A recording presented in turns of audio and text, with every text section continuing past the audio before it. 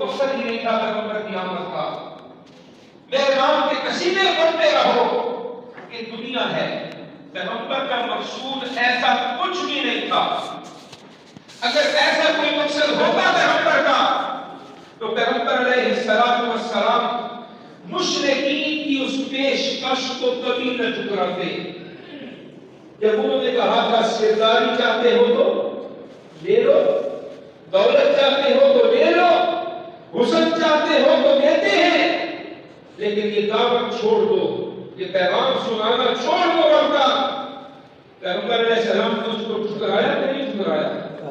ایک ہاتھ پہ سورج دوسرے پہ چاند لا کے رکھ دو, تب بھی میں اپنے رب کے پیغام کو سنانے سے باز. دنیا مقصد ہی نہیں تھی, دنیا پہ جشن منوانے پیغمبر کا مقصود ہی نہیں تھا, دنیا کے اندر اپنے نام کے قصیدے پڑھوانے پیغمبر کا مقصود ہی نہیں تھا. اگر ایسا مقصد ہوتا تو پیغمبر علیہ السلام کی ایسا کچھ, تو پھر پیغمبر کی بعثت کا مقصد اور منشا کیا ہے؟ اس منشا کو اللہ نے قرآن کی اس آیت میں بیان فرمایا جو آیت میں نے ابھی پڑھی. لقد كان لكم في رسول الله أسوة حسنة لمن كان يرجو الله واليوم الآخر وذكر الله كثيرا. مقصد یہ ہے کہ اللہ نے ایک عملی نمونہ اپنی تعلیمات کا پیش کر دیا اور دے دیا. پیغمبر علیہ السلام کو اللہ نے اپنی تعلیمات کا ایک عملی نمونہ بنا کر بھیجا کہ اس نمونے کی ابتدا کی جائے, اس کے پیچھے چلا جائے, اس کی اطاعت کی جائے. یہ مقصد ہے پیغمبر علیہ السلام کی بعثت کا. لیکن آج ہمارے ہاں یہ مقصد بالکل ہماری زندگیوں سے نکل گیا, ہم اس سے بالکل محروم ہیں.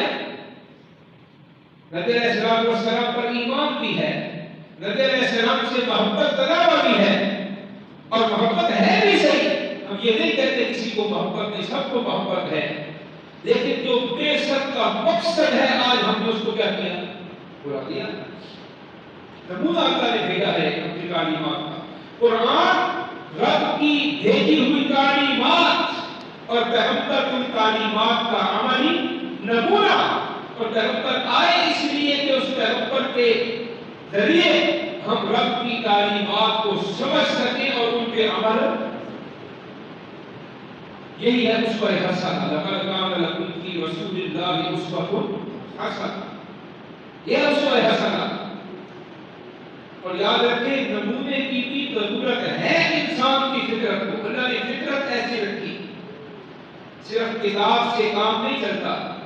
کوئی علم, کوئی فن, کوئی ہنر صرف کتاب سے پڑھ کے نہیں سیکھا جا سکتا جب تک کہ اس کا نمونہ کوئی موجود نہ ہو, پریکٹیکل نہ ہو. جو لوگ ڈاکٹر بنتے ہیں, MBBS کرتے ہیں, اس کے بعد 1 سال ہاؤس جاب ہے, اس کے بغیر کسی ڈاکٹر کو پریکٹس کی اجازت ہے؟ کیوں؟ 4 سال پڑھ رہے, پڑھ تو لیا, کتابیں تو پڑھ لی, اصول تو پڑھ لیے, لیکن ابھی تک ان کا نمونہ سامنے نہیں ہے. ہاؤس جاب کرواتے ہیں 1 سال. کیوں؟ 1 سال ہاؤس جاب کرے گا, بڑے ڈاکٹروں کو دیکھے گا, مریض سامنے آئیں گے, ان کے علاج کا عملی نمونہ سامنے ہوگا.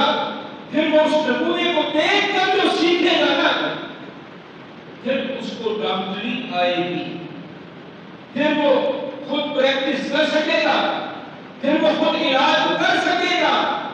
تو صرف کتاب کافی نہیں, یہ انسان کی فطرت میں اللہ نے رکھا ہے. اسی لیے اللہ نے اپنی تعلیمات جب اتاری, کتابیں اتاری, تو اللہ نے عملی نمونے بھی ساتھ بھیجے. اور جب قرآن اتارا تو حضرت محمد رسول اللہ صلی اللہ علیہ وسلم کی صورت میں عملی نمونہ ہمیں نے دیا کہ اس عملی نمونے کو دیکھو اور اس سے سیکھ کر میری تعلیمات کو اپناؤ اور اس پہ کیا کرو؟ عمل کرو. تو بعثت کا مقصد تو یہ ہے کہ نبی علیہ السلام جو عملی نمونہ بن کے آئے اللہ کی دی ہوئی تعلیمات ان تعلیمات کو اپنایا جائے، اس کے ذریعے سے حضرت محمد رسول اللہ صلی اللہ علیہ وسلم کے ذریعے سے اس اسوہ حسنہ کو دیکھ کر، اس بہترین نمونے اور ابتداء کو دیکھ کر یہ بعثت کا مقصد ہے۔ اور یاد رکھیں پیغمبر علیہ السلام کی زندگی کو چھوڑ کے کوئی بندہ اگر قرآن کو سمجھنا چاہے گا تو وہ سمجھ بھی نہیں سکے گا۔ خود اس کی طرف اشارہ اللہ نے قرآن میں کیا ہے۔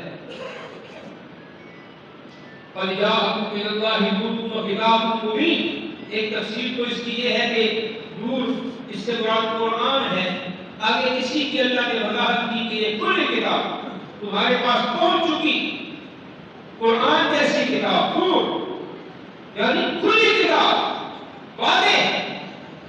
دوسری تفسیر اس آیت کی کیا ہے کہ تمہارے پاس ایک نور پہنچ چکا اور ایک کھلی کتاب پہنچ چکی۔ اس نور سے مراد ہے حضرت محمد رسول اللہ صلی اللہ علیہ وسلم۔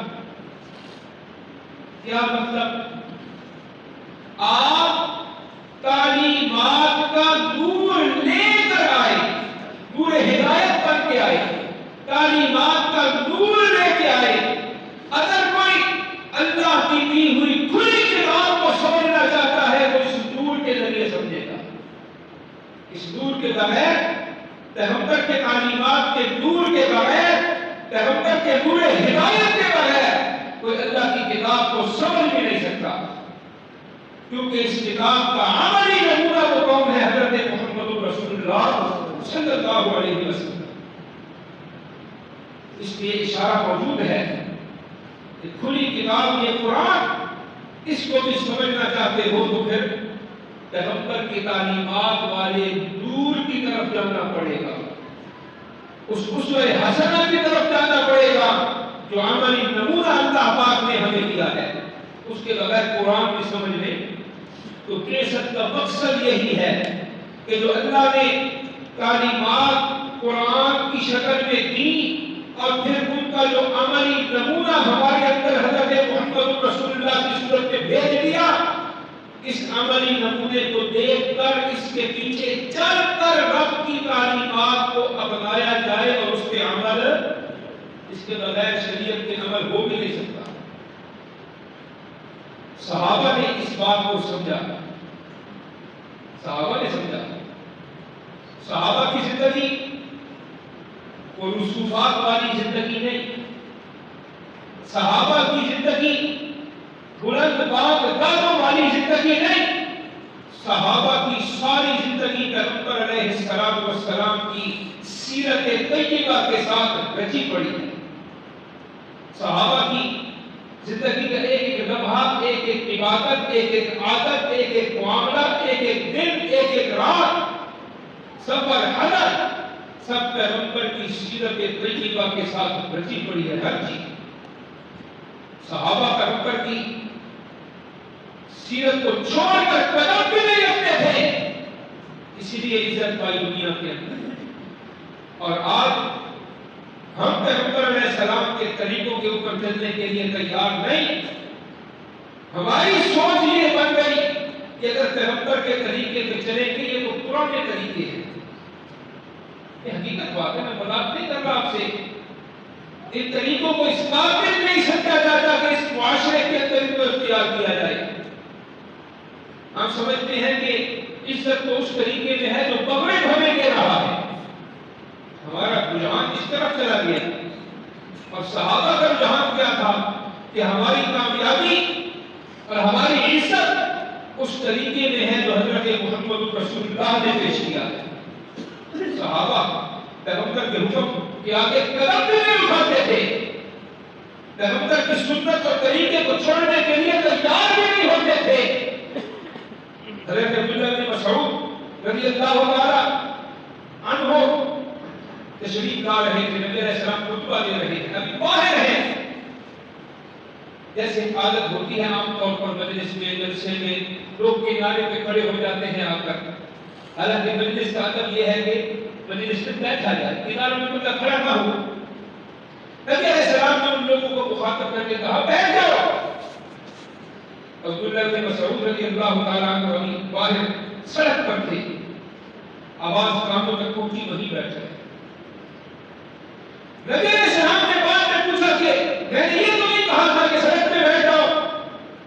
تو عبداللہ بن مسعود نے عرض کی یا رسول اللہ کانوں میں آواز پڑی بیٹھ جاؤ۔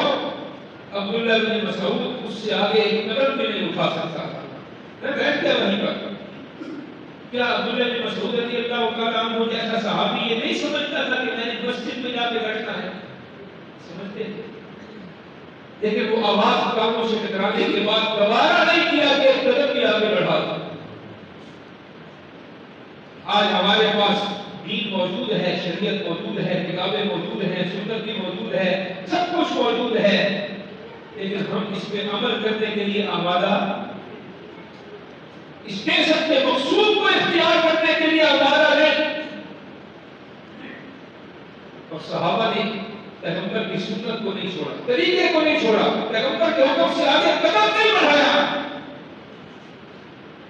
حضرت عثمان رضی اللہ تعالیٰ عنہ جب صلح حدیبیہ کے موقع پر گئے بات چیت کرنے کے لیے، تو مکہ والوں کا ایک دستور تھا کہ جو جتنا بڑا ہوگا اس کا اظہار اتنا ہی نیچے لٹک رہا ہوگا۔ عزت سمجھی جاتی، تکبر کے طور پر جو بڑے لوگ تھے، بڑے سردار، بڑے درجے کے لوگ، وہ اپنے تہمت کو نیچے لٹکا کے رکھا کرتے تھے، اس میں عزت سمجھتے تھے۔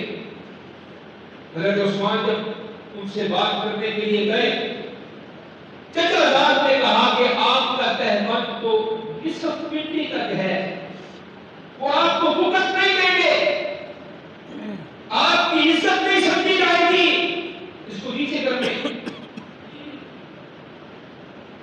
کیونکہ ان کا دستور تھا، اسی کو عزت والا سمجھتے جس کا اظہار کیا ہوتا تھا۔ حضرت عثمان نے جواب دیا لا ہاکذا عزت صاحبنا صلی اللہ علیہ وسلم، میں ایسا نہیں کر سکتا، میری بکت جانے نہ جانے، مجھے عزت دے نہ دے، میری بات سنے نہ سنے، میرے صاحب حضرت محمد رسول اللہ کا تہمت اسی طرح ہوتا ہے، میں عثمان کو ایسا ہی رکھوں گا، میں یہ سنت نہیں چھوڑ سکتا۔ وہاں اظہار نیچے کرنے میں کیا سمجھتے تھے؟ ہمارے ہاں بھی آج جو زیادہ معزز سمجھتے اپنے آپ کو، وہ اپنا اظہار اور شلوار ٹخنوں سے کیا کرتے ہیں، ٹخنوں سے اوپر شلوار رکھو، تہمت رکھو، اس کو کس نگاہ سے دیکھتے ہیں؟ عزت کی نگاہ سے۔ مشرکین مکہ کے وہ جاہل اور آج کے زمانے کے یہ لوگ کیا فرق ہے اس کے اندر؟ وہ صحابہ نے سنت نہیں چھوڑی۔ حضرت حذیفہ بن یمان رضی اللہ تعالی عنہ جب کسرا کے دربار میں گئے تھے ایتھی بن کر مذاکرات کرنے کے لیے، ایک تو اس سے پہلے بھی واقعہ پیش آیا، لباس سادہ تھا، عام لباس جس طرح پہنتے تھے جو میسر تھا۔ جب دربار میں جانے لگے نا، حضرت حذیفہ بھی تھے، ان کے ساتھ ایک صحابی تھے ربیعہ بن عامر رضی اللہ تعالی عنہ، دربار میں روک لیا، کس طرح سے بات کرنے جا رہے ہو، لباس کو دیکھو، یہ جبہ پہن لو، یہ جبہ پہن لو، پھر جاؤ آگے۔ ربیعہ بن عامر نے کہا اگر جبہ پہنے بغیر کس طرح سے ملاقات نہیں نہ ہو سکتی تو ہم نے ملنا بھی نہیں، چلو کوئی بات چیت نہیں کرنی ہم نے۔ اس نے پھر کہا چلو ٹھیک ہے، پھر تلوار دیکھی ربیعہ کی، تلوار جگہ جگہ سے ٹوٹی ہوئی بھی تھی، چیٹوں کے ساتھ پھٹتی ہوئی تھی۔ ربیعہ ان کو درست کرنے لگے نا، اس نے کہا تلوار کو دکھاؤ مجھے، وہ تلوار دکھائی، اس نے کہا اس تلوار کے ساتھ تم ایران کو فتح کرو گے؟ نبی نے کہا تو نے میری تلوار دیکھی ہے، ابھی تلوار چلانے والے ہاتھ نہیں دیکھتے۔ اس نے کہا سب سے مضبوط ڈھال بنوا، تجھے وہ ہاتھ بھی دکھاؤں۔ سب سے مضبوط ڈھال بنوایا، نبی نے اسی تلوار سے ایک وار کیا، ڈھال کے دو ٹکڑے ہو گئے۔ اس نے کہا عجیب مخلوق ہے۔ اندر گئے، اس طرح کرسی پہ بیٹھا تھا، باقی سب کھڑے ہیں۔ نے کہا ہم نے بات نہیں کرنی، کیوں؟ ہمارے نبی کی تعلیم یہ ہے کہ یا تو سب برابر بیٹھو پھر بات ہے، ایسا مناسب نہیں کہ بندہ اوپر بیٹھا باقی کھڑے ہو، یا تو کرسی لاؤ، ہم نے بھی سامنے بیٹھ کے بات کرنی ہے اس سے، یا پھر یہ بھی کھڑا ہو جائے اور ہمارے ساتھ کھڑا ہو کے بات کرے۔ اس طرح نے کہا میں نے ان سے بات نہیں کرنی، مٹی کا ٹوکرا بھر کے اس کے سر پہ رکھو، اس کو چلتا کرو۔ انہوں نے مٹی ٹوکرے میں ڈال کے دی، ربعی نے سر پہ رکھی اور کہا کہ آج تم نے ہمیں ایران کی مٹی دے دی ہے۔ نکل گئے وہاں سے کہ ہم نے ایران لے لیا تم سے آج۔ انہوں نے بعد میں خیال کیا کہ یہ تو بدفالی ہو گئی، بھاگے، لیکن ربعی ان کے ہاتھ تو صحابہ پیغمبر کے طریقے سے نہیں ہٹتے تھے۔ پھر جب ملاقات ہوئی اور وہ دسترخوان لگا، حضرت حذیفہ کے ہاتھ سے ایک لقمہ گرا دسترخوان پہ، اٹھا کے کھانے لگے۔ ساتھی نے کوئی نہیں مانی کہ کیا عزت رہ جائے گی، کیا حکمت رہ جائے گی، کیا سمجھیں گے وہ تمہارے بارے میں گرا ہوا لقمہ اٹھا کے کھاتے ہو۔ حضرت حذیفہ نے تاریخی جملہ کہا تھا اَأَتْرُكُ سُنَّةَ رَسُولِ اللَّهِ صلی اللہ علیہ وسلم لِهَٰؤُلَاءِ الْأُمَّةِ، میں ان احمدوں کی وجہ سے اپنے رسول کی سنت کو چھوڑ دوں؟ نہیں ہو سکتا۔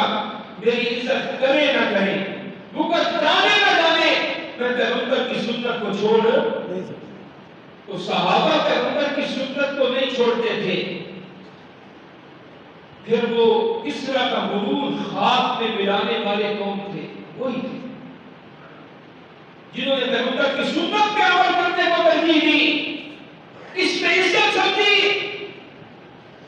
اس میں عزت سمجھی۔